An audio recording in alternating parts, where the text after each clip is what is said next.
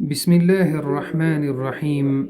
دا د 14مې سپارې 11م درس دی او د طه سوره چې شلمه سوره ده 104 الا 113 آیاتو سره ښه صحیح ترجمې سره ولولئ چې بهتره پې پوه شئ.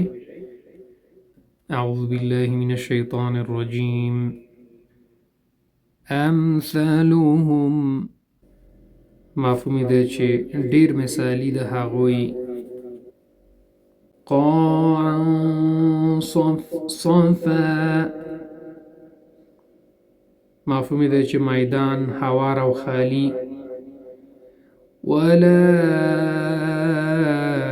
امتا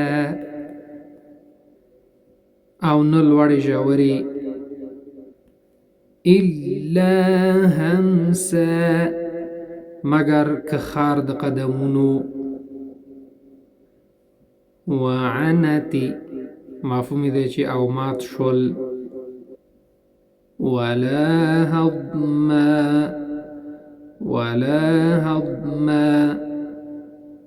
مفهوم دی چې او نه حق خوړلو من الوعید مفهوم دی لډارون کې خبرې فتشقا مفهوم دی چې نو په کړاو بشي ولا تعرا او نه به بربند کېږي ته. نو که غواړئ چې دا درسونه تاسو تعقیب کړئ په انټرنیټ کې او زده کړئ نو طریقه تاسو ته ښیم چې څه رقم کولی شئ چې غونډ درسونه تاسو د اول نه اخره پورې تعقیب کړئ. د ټولو نه مخکې باید اول یوټیوب خلاص کړئ، که موبایلي ټابلیټي یا کمپیوټري. دغسې تاسو ته به دغسې سرچ بار د یوټیوب ظاهر شي. نو دې ځای کې به تاسو دغه قسمت کې ولیکئ چې 2 ټي وي فاصله به ورکئ ټي وي. نو بیا به سرچ کړئ 2 ټي وي چې ولیکل سرچ نه بعد دغه تاسو ګورئ زه به تاسو ته راښکم دا به تاسو سلیکټ کړئ، دا به تاسو اوکې کړئ. صحیح ده. دا هم چې اوکې که 2 ټي وي چینل تاسو ته خلاص شو. نو مهمترین بخش چې دی دغه دی سبسکرایب. د سبسکرایب بټن له به فشار ورکئ چې سبسکرایب شي. دغه دی سبسکرایب.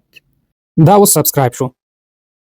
بعد د دې نه چې دا سبسکرایب هم که نو دا ډیر مهم ځکه دی سبسکرایب چې تاسو ته به همیشه د دې معلومات راځي. کومه ویډیو چې د درس باره کې راځي نو تاسو ته حتما معلومات راځي چې نوې ویډیو راغلې، تاسو کولی شئ خپل درسونه تعقیب کړئ. نو دې نه بعد به موږ پلی لیست سلیکټ کړو. پلی لیست هم چې انتخاب کړئ کې غونډ درسونه دي. پلی لیستونو کې غونډې سپارې شته، مثلا 14مه سپاره شوه، 15مه شوه، 14مه شوه، هره سپاره مثلا اول پورې 4مه سپاره شوه، دا د اول جز اوله سپاره. نو په طور مثال مثلا 11مه سپاره به زه انتخاب کړم. اوس دې کې چې دي دا درسونه دي، مثلا هر درس چې تاسو پکاري مثلا دویم درس دی، مثال دا دویم درس دی. اعوذ بالله من الشیطان الرجیم. دا د 11مه سپاره دویم درس دی او د سورۃ التوبه چې 9. نو دغه طریقه ده چې تاسو کولی شئ چې په اسانه طریقې سره دا درسونه پیدا کړئ او ادامه ورته ورکړئ.